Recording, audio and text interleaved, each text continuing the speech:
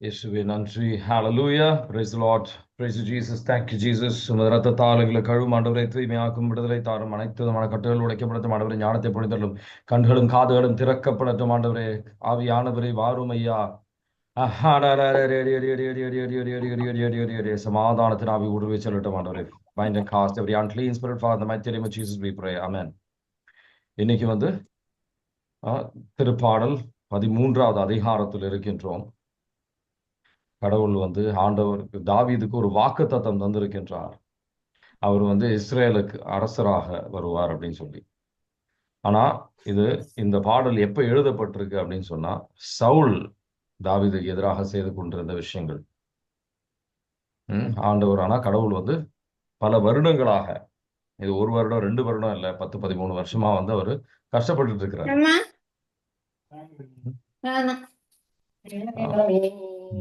பல விதமான கஷ்டங்களை அவர் வாழ்க்கையில அனுபவிச்சுக்கிட்டு இருக்கிறார். பவுல் சவுல் தாவீதை வேட்டையாடி கொண்டிருக்கின்றார். அவருக்குள்ள பல விதமான கேள்விகள் அவருக்குள்ள. இன்னும் எவ்வளவு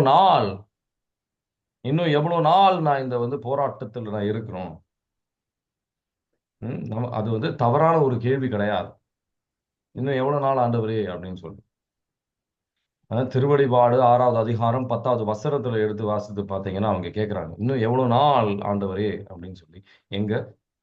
எங்களுக்கு எதிரான செய்த பாவங்களுக்கு நீங்க கேட்க போறீங்க. முதல்ல திருப்பாடல் 13ல 1வது வசனம் 2வது வசனம் வாசிக்கிறீங்களா? திருப்பாடல் 13ல 1, 2. ஆண்டவரே, எத்தனை நாள் என்னை மறந்திருப்பீர்?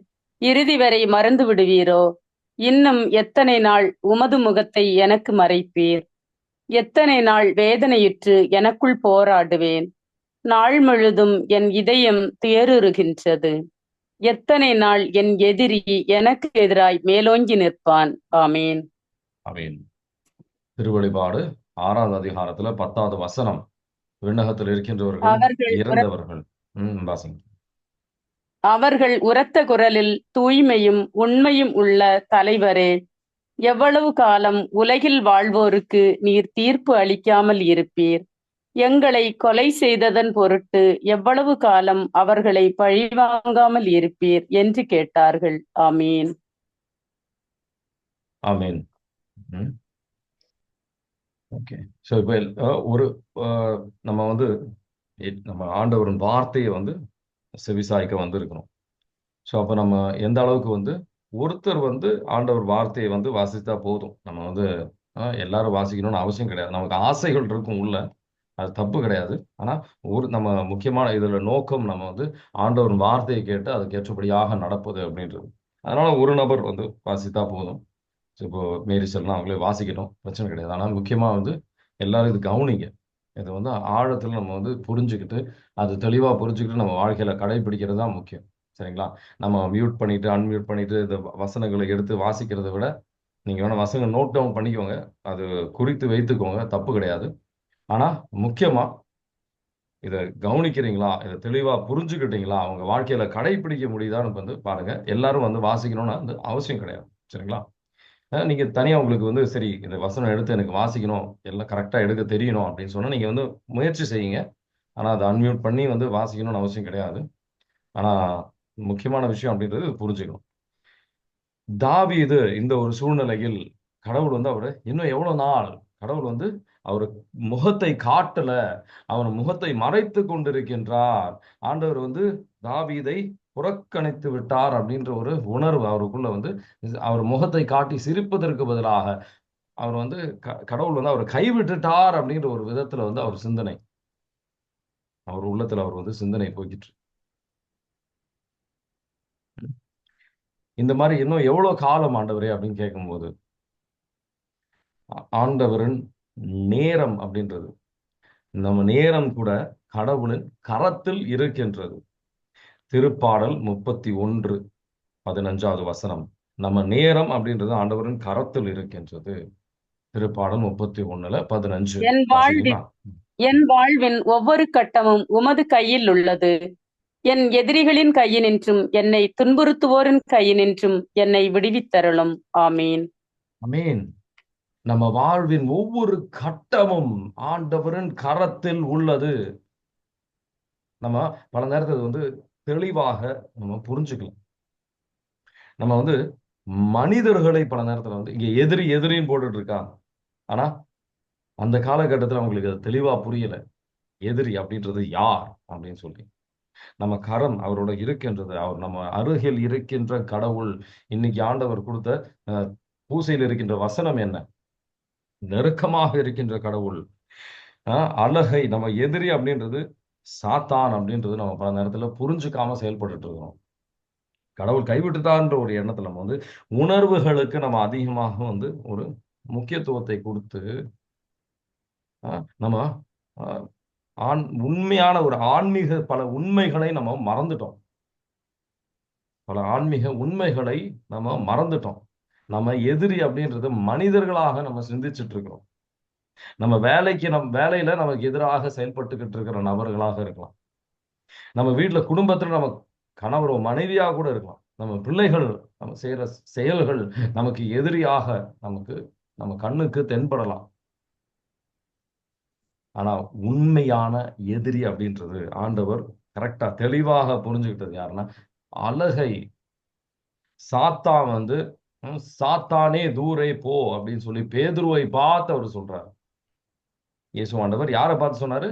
பேதுருவை பார்த்து, அவரோடு இருந்த அவரை நேசித்த பேதுருவை பார்த்து அவர் சொல்றாரு. மத்தேயு 16வது அதிகாரம் 23வது வசனம். நம்ம யாரையும் வந்து அந்த மாதிரி கடவுள் வந்து பார்த்து சொல்லாதது விதத்திற்கு நம்ம செயல்படணும்ன்றது மட்டும் இல்ல, யாரு வந்து செயல்பட்டுக்கிட்டு இருக்கிறா அப்படின்னு சொல்லி நம்ம புரிஞ்சுக்கணும். மத்தேயு 16:23. ஆனால் இயேசு பேதுருவை திரும்பி பார்த்து, என் கண்முன் நில்லாதே சாத்தானே, நீ எனக்கு தடையாயிருக்கிறாய். ஏனெனில் நீ கடவுளுக்கு ஏற்றவை பற்றி எண்ணாமல் மனிதருக்கு ஏற்றவை பற்றியே எண்ணுகிறாய் என்றார். ஆமீன். ஆமீன். மனிதருக்கு ஏற்றவை பற்றியே சிந்திக்கின்றோம் நம்ம பல நேரத்துல. அதுதான் மிகப்பெரிய ஒரு தவறு. அதை நம்ம நினைச்சிட்டு இருக்கிறோம். இந்த உலக போக்குல நம்ம போய்கிட்டு இருக்கிறோம். இந்த உலக போக்கு கடவுளுக்கு ஏற்றபடியாக இருக்கும் நம்ம சிந்திக்கிறோம். அது தவறான எண்ணங்கள். ஆண்டவருக்கு விருப்பமான எண்ணங்கள் கிடையாது. அது எதிரி. அதுல வந்து பல சூழ்ச்சிகளை செய்திருக்க இந்த சமூகம், இந்த சமூகத்தில் இருக்கின்ற பல விதமான கலாச்சாரங்களும் வந்து ரொம்ப முக்கியம் அப்படின்னு நினைச்சிட்டு இருக்கோம். அதுதான் கடவுளுக்கு ஏற்றபடின்னு நினைச்சிட்டு இருக்கிறோம். ஆனா வந்து ரொம்ப தவறான விஷயம். முதல்ல அழகு. நம்ம எதிரி யார்? நமக்கு எதிரிகள் மனிதர்கள் கிடையாது. முதல்ல அதை வந்து நம்ம தெளிவா புரிஞ்சுக்கணும். 2 கொரிந்தியர் 2வது அதிகாரம் 11வது வசனம். 2 கொரிந்தியர் 2வது அதிகாரத்துல 11வது வசனம். சாத்தானின் சூழ்ச்சியை நம்ம வந்து சாத்தான தெளிவா இன்னைக்கு புரிஞ்சுக்கணும். அதுதான் முக்கியமான நோக்கம். நம்ம அதுதான் இன்னைக்கு புரிஞ்சுக்க போறோம். 2 கொரிந்தியர் 2:11. இவ்வாறு சாத்தான் நம்மை வஞ்சிக்க இடம் கொடுக்க மாட்டோம். அவனது சதி திட்டம் நமக்கு தெரியாதது அல்ல. ஆமீன். ஆமீன். நம்ம அவன் சதி திட்டத்தை நம்ம தெளிவாக நம்ம புரிஞ்சுக்கணும். சதி திட்டத்தை அவன் எப்படி செயல்படுவான், அவன் எப்படி சிந்திப்பான், அவன் எப்படி வந்து அதெல்லாம் வந்து நம்ம தெளிவா புரிஞ்சுக்கணும். அது நல்ல அந்த அந்த வசனம் ரொம்ப முக்கியமான ஒரு வசனம். அதுக்கு முன்னாடி இருக்கிற வசனத்தை வாசிச்சு பாருங்க. மன்னிப்பை பத்தி போட்டிருக்கோம். பல நேரத்தில் நம்ம வாழ்க்கையில் சாத்தான் வருகின்ற ஒரு மிக எளிதான ஒரு வழி அப்படின்னு சொன்னா மன்னிக்காது இருக்கும்போது. ரொம்ப தெளிவாக பல இடத்துல விபிலியத்துல போட்டிருக்கிற ஒரு விஷயம். மன்னிக்காத போது சாத்தான் நம்ம இதயத்தில் வந்துட்டு இருக்கிறான். 2 கொரிந்தியர் 2:10 வாசிக்கிறீங்களா? நீங்கள் ஒருவனை மன்னித்தால் நானும் அவனை மன்னிக்கிறேன். நான் மன்னிக்க வேண்டியது ஏதாவது இருந்தால் அதை உங்கள் பொருட்டு கிறிஸ்துவின் முன்னிலையில் மன்னித்து விட்டேன். ஆமீன். ஆமீன். எதற்காக? சாத்தான் நமக்கு எதிராக செயல்படக்கூடாதுன்றதுக்காக. அழகைக்கு இடம் கொடுப்பது இந்த மன்னிக்காது இருப்பதனால. அது சில பல விதமான சாத்தானின் செயல்கள் அப்படின்னு நம்ம மன்னிக்க முடியல அப்படின்னு சொன்னா சாத்தானின் கட்டு நம்ம உள்ளத்துல இருக்கு அப்படின்னு சொன்னா புரிஞ்சுக்கணும். சாத்தான் வந்து வெளியில மற்ற மனிதர்களுக்குள்ள செயல்படுவதுன்னு மட்டும் இல்லை, நம்ம வாழ்க்கையிலையும் செயல்படுறதையும் நம்ம புரிஞ்சுக்கணும். நம்ம வாழ்க்கையிலையும் புரிஞ்சுக்கணும், மற்றவர்கள் வாழ்க்கையிலையும் நம்ம வந்து சாத்தான் செயல்படுவதை நம்ம புரிஞ்சுக்கணும். சாத்தான் என்றால் யார்? ஒரு அசுத்த ஆவி. ஒரு ஆவிதான் அந்த சாத்தான் அப்படின்றது. ஒரு அசுத்த ஆவி. வல்லமை அவனுக்கு கொஞ்சம் அதிகம். ம்ஹும். அது நம்ம இன்னைக்கு தெளிவாக நம்ம புரிஞ்சுக்கணும். ஒரு ஆவி அது. சரீரம் இருப்பதை போல் நமக்கு காட்ட முடியும். ஆனா அது ஒரு அசுத்த ஆவி. மனி கடவுளால் நல்ல விதமாக நல்ல ஒரு ஆவியாக தான் உருவாக்கப்பட்டார். ஆனா பாவத்தை தேர்ந்தெடுப்பது பதிலாக வழியாக பாவத்தை தேர்ந்தெடுத்ததன் வழியாக அழகை இந்த ஒரு தூதராக இருந்த ஒரு இந்த ஏஞ்சலாக இருந்த ஒரு விஷயம். திருவெளிப்பாடு 12வது அதிகாரத்துல 3ம் 4ம் திருவெளிப்பாடு 12ல 3 4 எடுத்து வாசித்து பாருங்க. சாத்தான் அவனும் அவனோட இருந்த விண்ணகத்தில் இருந்த மூன்றில் ஒரு பங்கு ஏஞ்சல்ஸோட வந்து விண்ணகத்துக்குள்ள இருந்து அவன் வந்து பூமியில வந்திருக்கிறான். திருவெளிப்பாடு 12ல 3 4 வாசிக்கிறீங்களா? வானில் வேறொரு அடையாளமும் தோன்றியது. இதோ நெருப்புமயமான பெரிய அரக்க பாம்பு ஒன்று காணப்பட்டது. அதற்கு 7 தலைகளும் 10 கொம்புகளும் இருந்தன. அதன் தலைகளில் 7 மணிமுடிகள் இருந்தன. அது தன் வாளால் விண்மீன்களில் 1/3 பகுதியை நிலத்தின் மீது இழுத்து போட்டது. பேறுகால வேதனையில் இருந்த அப்பெண் பிள்ளை பெற்றவுடன் அதை விழுங்கி விடுமாறு அரக்கப்பாம்பு அவர் முன் நின்று கொண்டிருந்தது. ஆமீன். ஆமீன். இயேசு ஆண்டவர் எப்படி மன்னித்தார்? அப்பா அப்படின்னு சொல்லி அவரோட கிருபையை பெற்று இவங்களை மன்னியும் ஆண்டவரே அப்படின்னு அவர் சொல்றாரு. நம்ம மன்னிக்கும் போது இயேசுவின் சாயலில் நம்ம மாறிக்கொண்டிருக்கின்றோம். மன்னிக்காத போது சாத்தானுக்கு இடம் நம்ம உள்ளத்துல, நம்ம வாழ்க்கையில் பல கட்டுகளும் நமக்கு வருகின்றது. இரக்கம் இல்லாதவன் அவன் அவன் இரக்கமில்லாதது போல நம்மளும் வந்து இரக்கம் இல்லாதவர்களாக நம்ம மாறிக்கொண்டிருக்கின்றோம். நம்ம மன்னிக்கும் போது ஆண்டவரின் சாயல்ல மாற்றப்பட்டிருக்கோம். சாத்தானால இன்னொரு விஷயம் முக்கியமா புரிஞ்சுக்க வேண்டியது, அழகை வந்து கடவுளை போல் இருக்கணும் அவன் ஆசைப்படுறான். அவனோட சொந்த வல்லமையால. சொந்தமா அவனுக்கு ஒரு வல்லமையும் இல்லை, கடவுள் கொடுத்ததுதான். அவன் கடவுளை போல், ஏன்னா கடவுளுக்கு மேலா யாராலையும் இருக்க முடியாதுன்னு தெரிஞ்சதுனால. நம்ம எப்படி யோசிப்போம்னா கடவுள் மேலேயா இருக்க முடியும்னா நம்ம ஆசைப்படுவோம், அதுக்கு மேலேயா இருக்கணும் அப்படின்ட்டு. கடவுள் மேல யாராலையும் இருக்க முடியாது. ஏசையா 14வது அதிகாரம் அதுல 12ல இருந்து 14 வரைக்கும் வாசிங்கன்னா, வானிலிருந்து விண்மீன் ஒரு சாத்தானை வந்து குறித்து போட்டிருக்கு. ஏசையா 14ல 12ல இருந்து 14 வரைக்கும் வாசிக்கிறீங்களா? வைகறை புதல்வனாகிய விடிவெள்ளியே, வானத்திலிருந்து நீ வீழ்ந்தாயே. மக்களினங்களை வலிமை குன்றச் செய்தவனே, வெட்டப்பட்டு தரையில் விழுந்தாயே. நான் விண்ணுலகிற்கு ஏறிச் செல்வேன். இறைவனுடைய விண்மீன்களுக்கு மேலாக உயரத்தில் என் அரியணையை ஏற்படுத்துவேன். வடபுறத்து எல்லை பகுதியிலுள்ள பேரவை மலைமேல் வீற்றிருப்பேன். மேகத்திரள் மேல் ஏறி உன்னதருக்கு ஒப்பாவேன் என்று என் உள்ளத்தில் உரைத்தாயே. ஆனால் நீ பாதாளம் வரை தாழ்த்தப்படுவாய், படுகுழியின் அடிமட்டத்திற்குள் தள்ளப்பட்டாயே. உன்னை காண்போர் உற்று நோக்கி கூர்ந்து கவனித்து, மண்ணுலகை நடுநடுங்கச் செய்தவனும் அரசுகளை நிலைகுலையச் செய்தவனும் பூவுலகை பாலை நிலமாய் ஆக்கி அதன் நகரங்களை அழித்தவனும் தன்னிடம் சிறைப்பட்டவர் வீடு திரும்ப விடுதலை அளிக்காதிருப்பவனும் இவன்தானோ என்பர். ஆமீன்.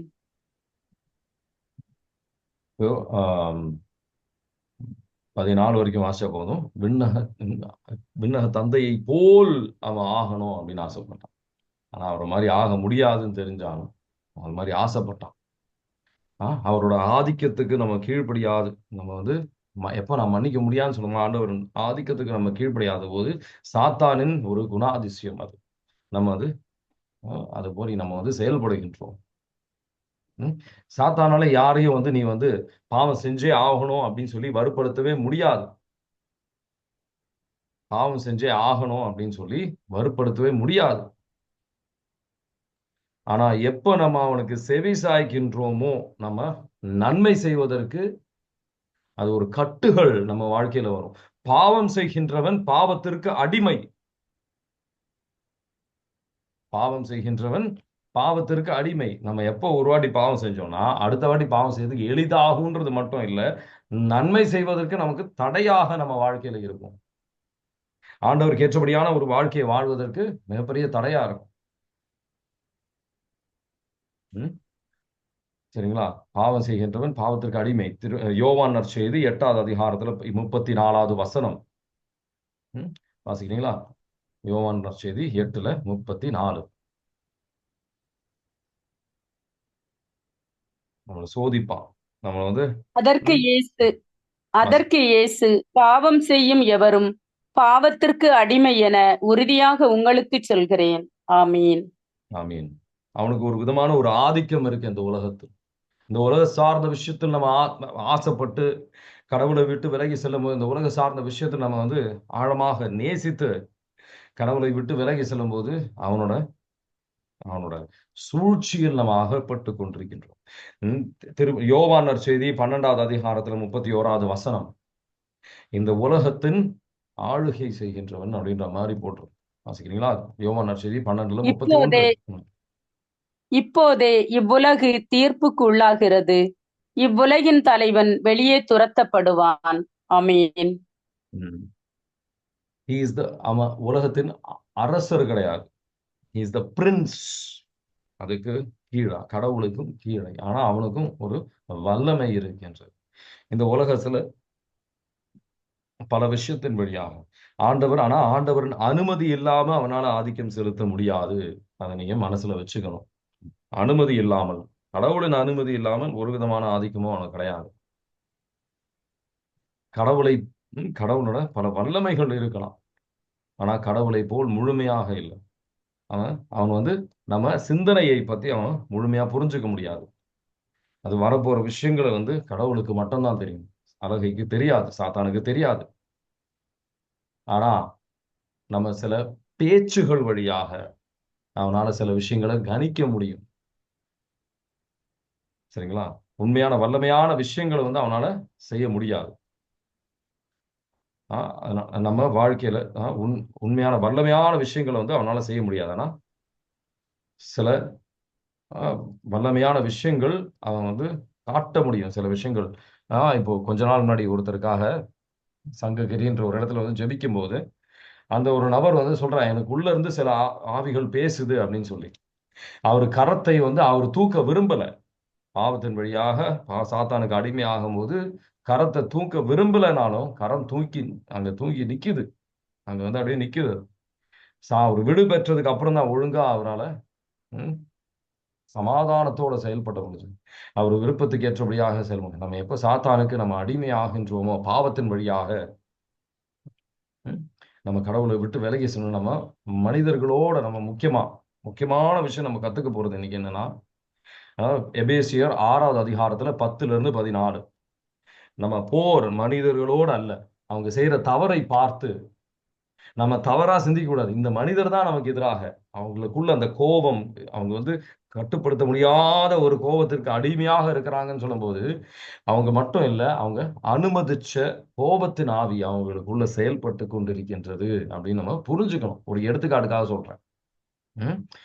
எபேசியர் 6வது அதிகாரத்துல 10-14 வாசிக்கிறீங்களா? இறுதியாக நீங்கள் ஆண்டவரோடு இணைந்து அவர் தரும் வலிமையாலும் ஆற்றலாலும் வலுவூட்ட பெறுங்கள். அலகையின் ஏமாற்று வழிகளை எதிர்த்து நிற்கும் வலிமை பெறும்படி கடவுள் அருளும் எல்லா படைக்கலன்களையும் அணிந்து கொள்ளுங்கள்.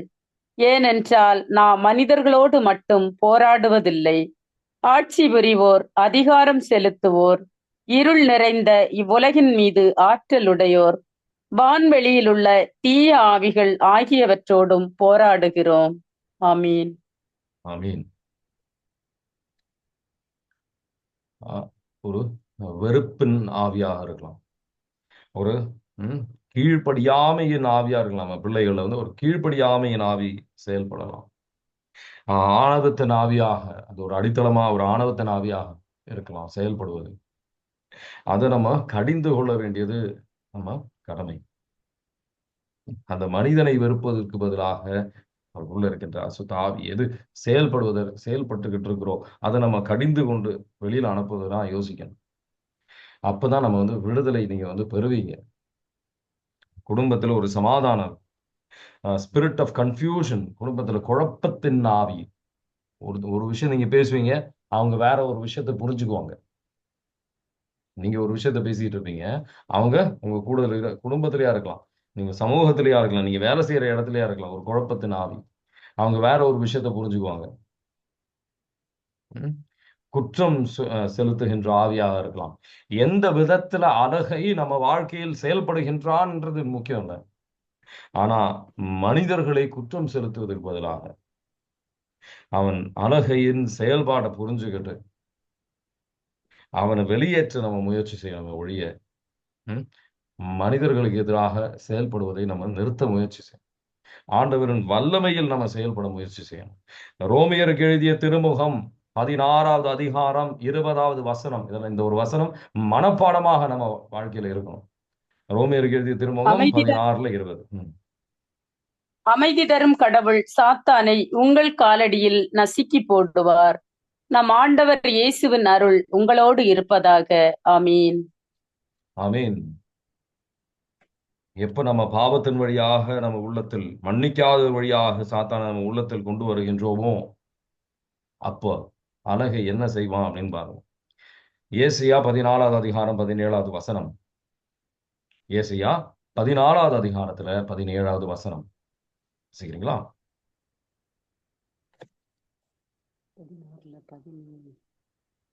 14 ஒரு பாலைவனம், 14வது அதிகாரத்துல 17வது வசனம். பாலைவனம் போல் நம்ம வந்து இதயம் மாறிடும். இதயம் பூவுலகை பாலை நிலமாய் ஆக்கி அதன் நகரங்களை அழித்தவனும் தன்னிடம் சிறைப்பட்டவர் வீடு திரும்ப விடுதலை அளிக்காதிருப்பவனும் இவன்தானோ என்பர். ஆமீன். ஆமீன். அழகை பத்தி ஒரு வசனங்கள் முன்னாடி வாசிச்சோம். இந்த வசனத்தையும் சேர்த்து வாசிச்சாதான் கரெக்டா புரியும். நம்ம இதயம் இந்த பாலைவனம் போல் மாறிடும். உள்ள ஒரு சமாதானம் இருக்காது. சாத்தானுக்கு நம்ம அழகைக்கு உள்ளத்துல இடம் கொடுக்கும் போது, நம்ம மன்னிக்காத இருக்கும்போது, ஆண்டவரின் வார்த்தைக்கு செவிசாய்க்காத இருக்கும்போது, மற்ற ஒரு சுயநலமோட வாழும்போது, மற்ற ஒரு உதவி செய்யாத இருக்கும்போது, உடல் இச்சை என்ற ஆசைக்கு நம்ம உள்ளத்துல இடம் கொடுக்கும் போது, நம்ம வந்து ஒரு என்ன சொல்லணும், நம்ம ஒரு சிறைப்பட்ட மனிதர்களாக இருப்போம். நம்ம கோபத்திற்கு அடிமையாக இருக்கும்போது, கீழ்ப்படியாத இருக்கும்போது, வார்த்தைக்கு செவிசாய்க்காத இருக்கும்போது, பொறுமையாக செயல்படாத போது, ஆண்டவர் சொல்றாரு, வாயை மூடி உட்காரு, அமைதி கொண்டு இரு, உனக்காக நான் போரிடுகின்றேன்.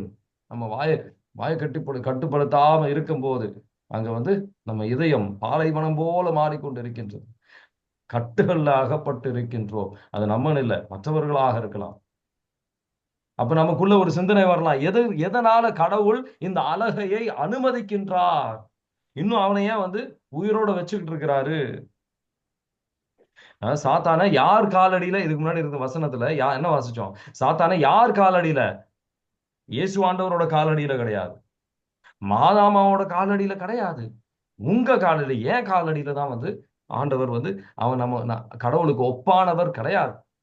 சாத்தான் நம்ம காலடியில நசுக்கணும்ன்றதுக்காக நம்ம ஆண்டவர் நமக்கு வல்லமையை கொடுத்து அவரோட தூய்மையில் பங்கு பெற்று நம்ம செயலாற்றணும்.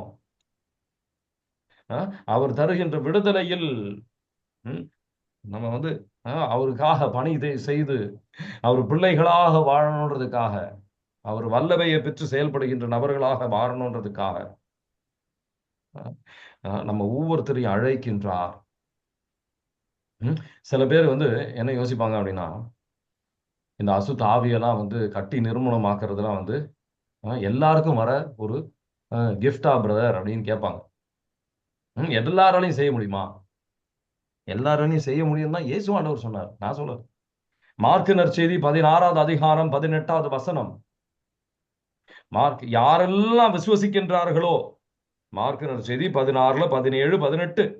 இயேசுவின் நாமத்தில் விசுவசிக்கின்றவர்கள் எல்லாருமே இதை செய்வார்கள். இந்த அருள் அடையாளங்கள் அவரோட இருக்கும்.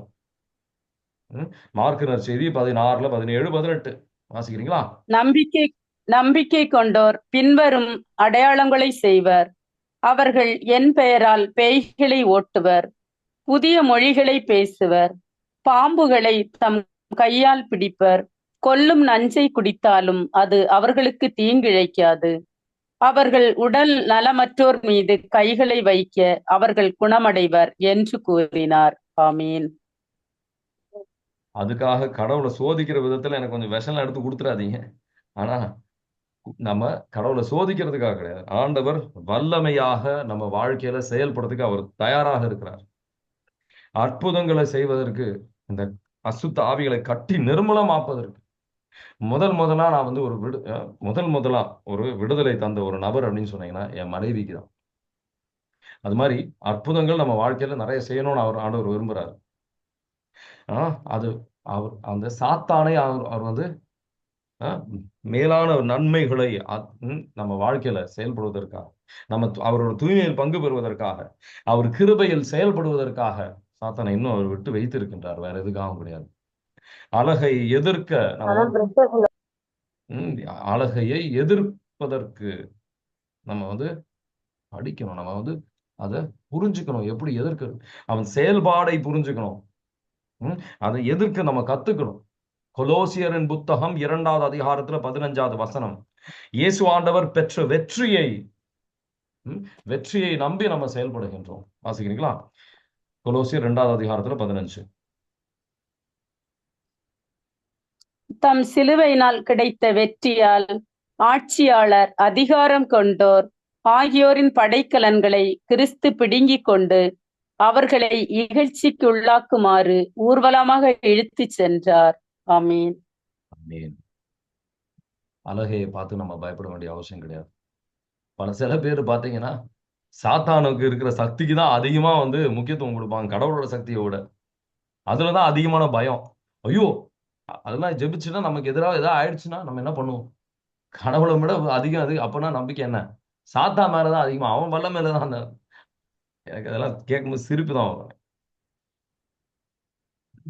அவனோட முடிவு என்ன அப்படின்னு நம்ம புரிஞ்சுக்கல. அதனாலதான் நம்ம இந்த மாதிரி பேசுவோம். மத்தேயு 25வது அதிகாரத்துல 41வது வசனம் எடுத்து வாசித்து பாருங்க. மத்தேயு 25:41. ஆண்டவர் அனுமதிக்காம அவனால ஒன்றும் செய்ய முடியாது. அது மனசுல வச்சுக்கணும். பின்பு இடப்பக்கத்தில் உள்ளோரை பார்த்து, சபிக்கப்பட்டவர்களே, என்னிடமிருந்து அகன்று போங்கள், அலகைக்கும் அதன் தூதருக்கும் ஏற்பாடு செய்யப்பட்டிருக்கிற என்றும் அணையாத நெருப்புக்குள் செல்லுங்கள். ஆமீன். ஆமீன். அலகையின் முடிவை புரிந்து நம்ம ஆண்டவர் அழகிக்கு எதிராக, நம்ம குடும்பத்தில் இருக்கின்ற பிரச்சனைகளாக இருக்கலாம், நம்ம சமூகத்தில் இருக்கின்ற, நம்ம வேலை செய்கின்ற இடத்துல இருக்கின்ற தடைகளாக இருக்கலாம், எந்த இடத்துல இந்த பிரச்சனைகள் இருந்தாலும் எல்லாத்திலிருந்தும் ஆண்டவர் வெற்றி தருவார். திருப்பாடல் 54 6வது வசனம் 7வது வசனம். ஆண்டவருக்கு நம்ம பலியை நம்ம வந்து உள்ளத்தையும் நம்ம கடந்த காலம், நிகழ்காலம், வருங்காலத்தை நம்ம வந்து ஒரு பலியாக செலுத்தும் போது ஆண்டவர் இருக்கிறது எல்லா விதமான பிரச்சனைகள் வந்து விடுதலை தருவார் நமக்கு. நம்ம சாத்தான அழகைக்கு எதிராக ஒரு வெற்றியும் நம்ம பெறுவோம். திருப்பாடல் 54 6 7 வாசிக்கிறீங்களா? தன்னார்வத்தோடு உமக்கு பலி செலுத்துவேன், ஆண்டவரே, உமது பெயருக்கு நன்றி செலுத்துவேன், இதுவே நன்று. ஏனெனில் அவர் என்னை எல்லா இன்னல்களினின்றும் விடுவித்துள்ளார். என் எதிரிகளின் வீழ்ச்சியை நான் கண்ணார கண்டுள்ளேன். ஆமீன். ஆமீன். சாத்தானின் வீழ்ச்சியை ஆண்டவர் நம்ம வாழ்க்கையில நமக்கு தருவார். நம்ம வாழ்க்கையில விடுதலை தருவார். இன்னைக்கு யாக்கோபின் நூல் 4வது அதிகாரம் 7வது வசனம். நம்ம செய்ய வேண்டிய விஷயத்த ரெண்டு பகுதியாக ஆண்டவருக்கு நம்ம கீழ்ப்படுகிறோம். அவரோட சக்தியை பெற்று, அவர் ஆற்றலை பெற்று அழகையை எதிர்க்கும் போது அவன் நம்மளை விட்டு விலகி ஓடுவான்.